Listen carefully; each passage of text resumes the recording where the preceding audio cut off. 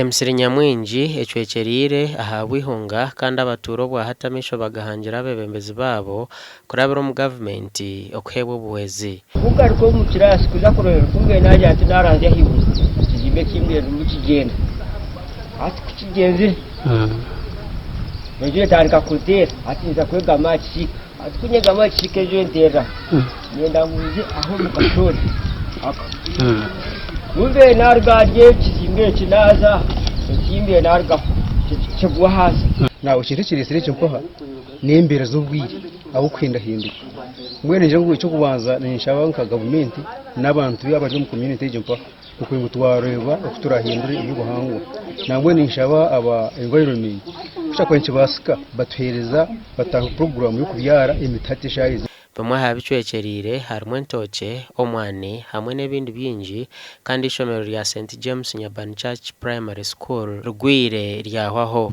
Ishomero ryona rigenzere tiruruho kandi ekindi twagaruka twashishirwa urutoke rwo mwahure taine cyo kurya nambwe nuko kuba noreba urutoke rwona rurya hansi then twasisikarirwa mwani buri project yone itwine omwanya ogu yona hatitekeroho omuyaga gutire munonga tine kisigire ishomero classes mukaga zona zirya hansi kandi ubwo abazire babiri batiriho amani twine mu abana bato ab'emyaka 2 n'ecweka emyaka 3 abari mu compassion abari kushomeraho konka tubaza kubura kuba tubakatambara distance kuzanya banini inga kuzarutomo nkumu mwebembezi najwekera abandi kugira ngo tubone obuyami mukuruga mu government ayigu.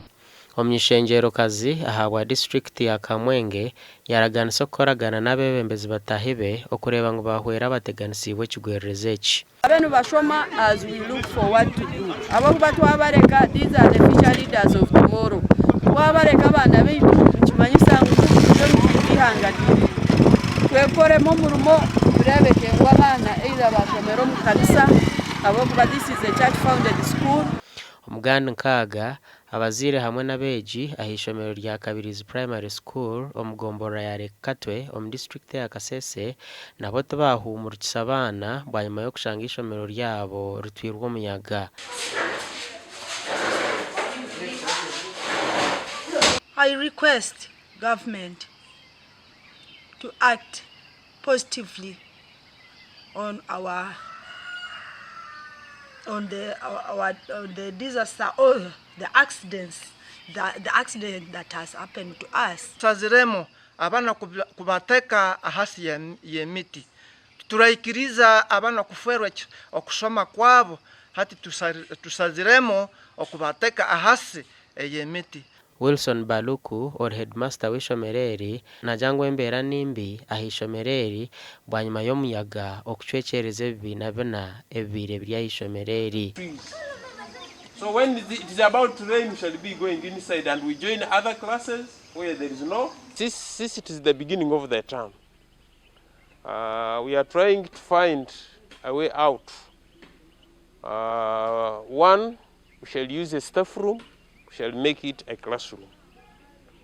We are going to the store. We are going to remove everything that is inside, so that we put there another class. So we also, as a sub-county, what we are thinking of is to write to COW, to also request him inform the office of the Prime Minister and other government partners to urgently intervene and rescue these people.